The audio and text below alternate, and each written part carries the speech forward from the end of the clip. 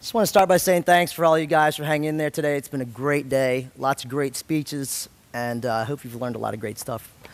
But I'm going to talk to you about my life and my unorthodox path through life as an artist and somehow making it work. I don't even know how the hell I got here, but I did.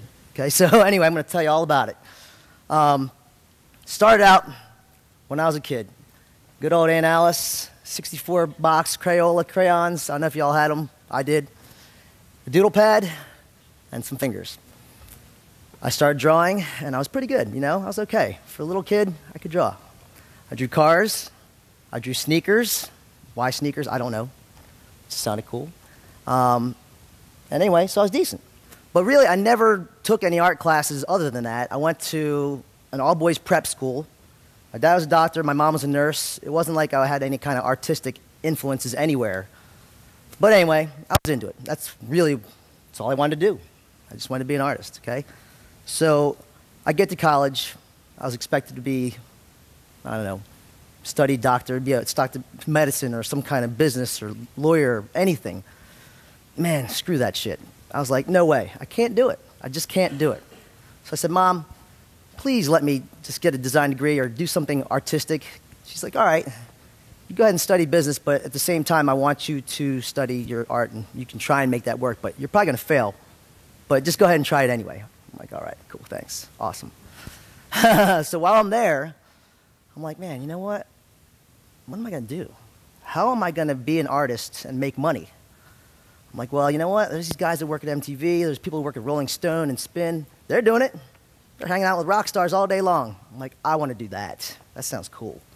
So I talked to my professor, and she's like, you know, you're going to have to put together a portfolio and just go hustle, man. All right, fine. So anyway, I put together my portfolio. I go on these little interviews, get hired by all three. Sweet. I pick MTV, and I'm like, you know why? Because there's rock stars coming in front of me every day. I'm like, yeah, man, there's a rock star right there. There's another one right there. Here's another one over there. Pfft, this is killer. All right, so it was at that point I was like, you know what?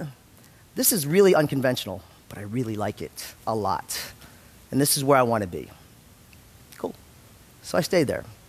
I did the whole New York thing for, I don't know, 4 or 5 years. It was great. Had a great time. Learned a lot. Met some cool people. Finally, I was like, you know what? I need to go work for myself. I need to get the hell out of New York. First of all, it's expensive as shit, all right? This place is killing me. Just get me out of here, all right? Fine. So I looked at Atlanta. I thought that was cool. It wasn't for me. Looked at Charleston. Loved it. Demographically, wasn't really good for starting a mural business or, you know, whatever. I mean, a lot of blue breads, okay, right? Anyway, so somebody's like, you know what? Check out North Carolina. Go to Chapel Hill. I'm like, yeah, Chapel Hill's kind of cool. You know, I grew up in Jersey. And it kind of reminded me of Princeton. So I was like, well, all right, this is neat. It's a lot of creative people. ACC sports, killer. All right? I'm like, these guys, you got it going on. I'll check it out. So I come down here. And someone said to me, you know what, you really need to check out Raleigh, because Raleigh's going to be the spot one day. This is back in '94. I'm like, okay, I'll check out Raleigh. Man, Glenwood Avenue is like, what, 2 lanes? I mean, there's like nothing here. Glenwood Avenue, which is now, you know what Glenwood is now, it's packed. It's all kinds of stuff. Well, when I came here, there's a Havana's. Let's see what else was there. And the mall. I mean, there was nothing there. Anyway. But I liked it, gave it a shot. And I said, let's do this. So I came down here. I was broke as a joke. I didn't have anything. I had really nothing. I lived in a warehouse on Yonkers Road, which is kind of near the Dollhouse for all you guys out there, strip club. Yeah, I lived in a warehouse for 9 months, okay? It wasn't really easy. It wasn't glamorous. You know, I was with my girlfriend who became my wife, who's now my ex-wife. But, you know, we made it work, okay? And, yeah, it sucked. Okay, fine. It sucked for a little while. But I thought, hey, you know what? Guess what? I can make this like some like Tribeca loft in New York City and pretend this is glamorous to live in a warehouse, right? No. Anyway, caught my first big break, though. There's this restaurant called Casalinga, Capitol Boulevard. This Italian guy, he buys this restaurant. And he's like, happens to be looking for tile on Yonkers Road next to my old warehouse. And he sees my art in the window. He's like, oh, you artist. Italian, okay? Terrible Italian. Anyway. It's like, can you paint a mural for me? I got this restaurant. I'm like, yeah, hell yeah. I can do this. Sure, I can do this. So he's like, you come. So I go to his restaurant. I look at it. You know, a couple days later, we are rocking and rolling, painting murals. Woo! All right. First big break. I really needed that, you know, because as an artist, I mean, I don't know if anyone's an artist in here. I know you've got a couple in here, but it sucks, man. It can be a tough road. But that one big break, that one opportunity is all you need. And anyway, that was it. So I paint this mural. It looks great. Clock. Mural looks beautiful. The walls look like a shit. What do you do with this? I'm like, I don't know, man. Let's make it look like Italy up in here, dude. Let's do some faux finishes, some Venetian plaster. I had never done that before. Like, you know, I'd never done that before, but I figured, well, hell, man. It's going to be like the background to a classical painting, a mural. I mean, I can do that. Shit. Hell yeah, I can do that. But Carla, you're going to have to help. So 6 months later, I mean, this is a job that should have taken a week. I mean, it took me like 6 months to do. But anyway, we did it together, and we did all that, and it was great. Everything looked good. Clock. Lots of wall space. We need some artwork. All right, man. Dude, let's put some paintings up. It's like, all right, cool, man. So I did a bunch of paintings. So now here we are. We've got murals, we've got faux finishes, and we've got paintings. I need a logo. I can do that. Hell yeah. Did a logo. So now, here it is. It's this diversification thing. I guess where I'm going with this is that, you know, me as an artist, yeah, I can paint stuff. But like, I never really knew that I had this kind of interior design thing in me. I never knew that I could ever do a faux finish. I never even thought that I could really believe in myself that I could actually do graphic design and make money at it. But here it is, all in this one little thing, Casalinga. All of it happened right there. It all came together. And that's when I realized, man, you know what?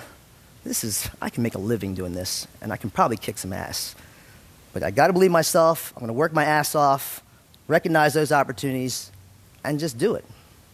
And most importantly, love what you're doing.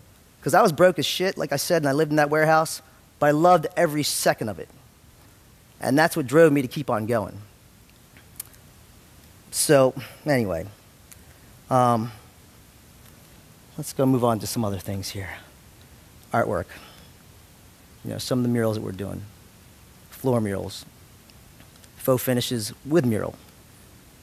And the logos. All right, so that's some of the things, okay? Anyway. Next thing happens, all right, another thing that I really love to do in my life is surf. I'm not necessarily the best surfer on the planet. I'm not Kelly Slater. I'm not a Joe Shredder. But surfing's cool. I dig it. I love it. So I'm like, how the fuck am I going to involve artwork and surfing? I go to Charleston. I'm doing a job down there. There's waves. There's this little surf shop by the place where I'm going. I'm like, okay, I'm going to go rent a board.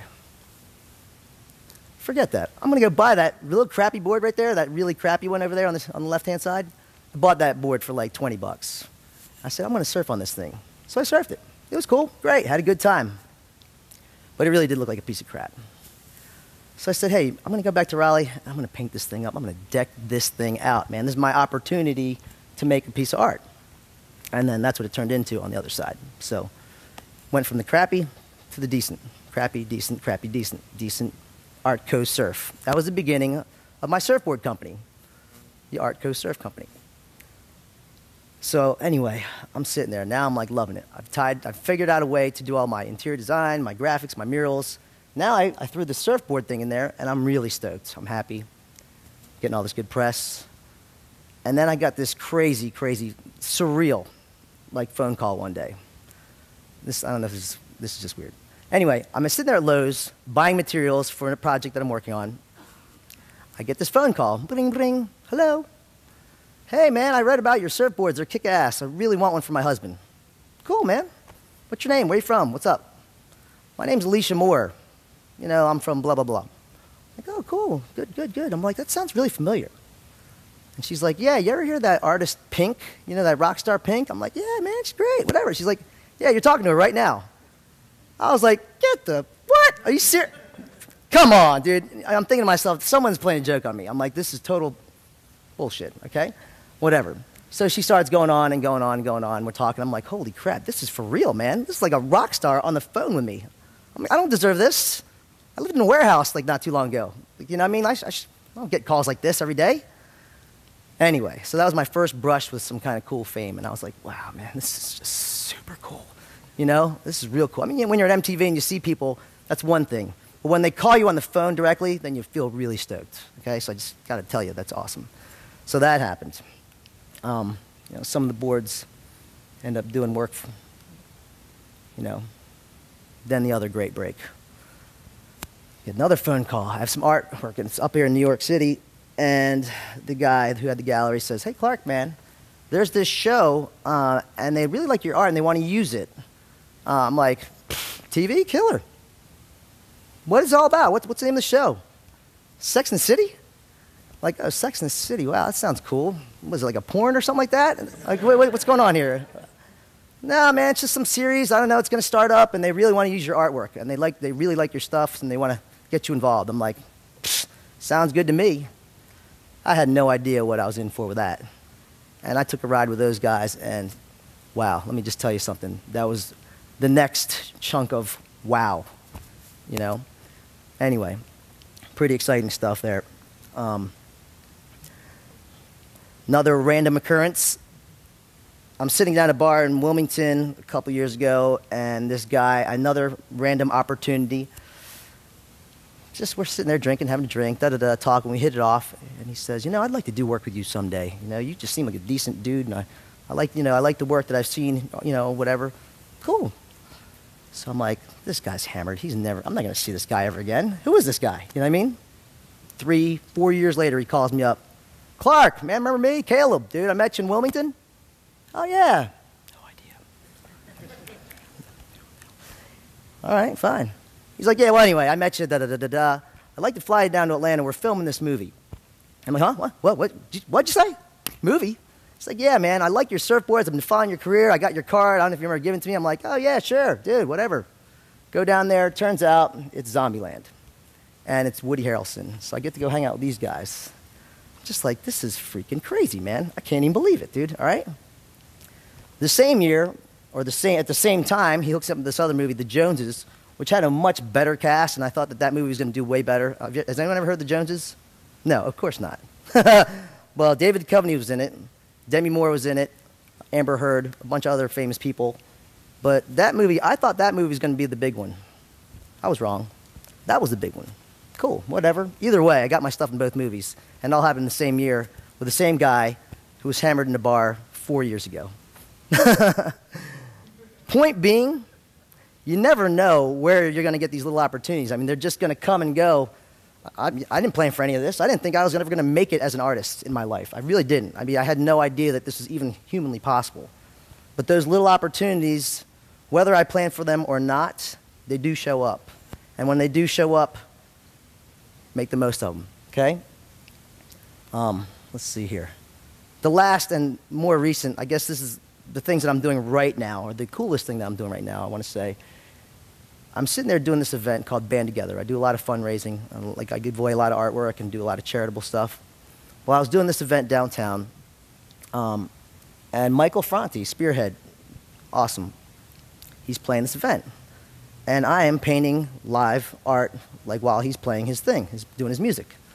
After the show, he walks up to me and says, man, I really like that guitar, dude. Because I was painting not that guitar, but a guitar that looked just like it. I was like, painting it. He's like, wow, man, if I give you a guitar, he's like, I got to get you back to the tour bus real quick here. I'm like, awesome. Go back there. He's like, if I give you this guitar today, this is Saturday, can you have it for me on Monday? And can you deliver it to Asheville? I'm like, what are you on crack, dude? I'm like, of course I can. Of course I can, man. I'm like, holy shit, I'm not going to sleep. But it's Michael Franti, and it's a guitar, and I'm like, he's famous and stuff. I'm like, yeah, I got to do this. So anyway, he gives me the guitar right there, Johnny on the spot, and he's like, Clark, now it's my only acoustic guitar, and I got like another 50 or something dates to play, so you can't fuck it up. I'm like, oh, no pressure here. Anyway, so I take it home, paint it, you know, with my girl at the time, and she's like, oh man, you're nuts. I'm like, well, babe, can you drive to Asheville? Because I don't think I'll be awake for this drive. She was cool, she did it. Anyway, we did this thing, I didn't sleep. I drove it up to Asheville, And I swear the thing was still tacky when I delivered it. I mean, it had lacquer on it and all this, whatever, blah, blah. But he jammed it out, killed it, whatever. Loving it, awesome, yeah. I was like, man, this is so cool. Anyway, this is a couple months ago. Now, if you just start watching, just start looking out for him. Michael Franti, he's going to be on Billboard, and he came out like top 20, and he's got a new video on VH1, a couple videos on MTV and all that stuff, but he's blowing up like crazy. And because of him, now I'm in the guitar business. So, love that guy. Anyway, I guess, you know, there's really no point to anything that I'm saying. All I'm really trying to tell you is this.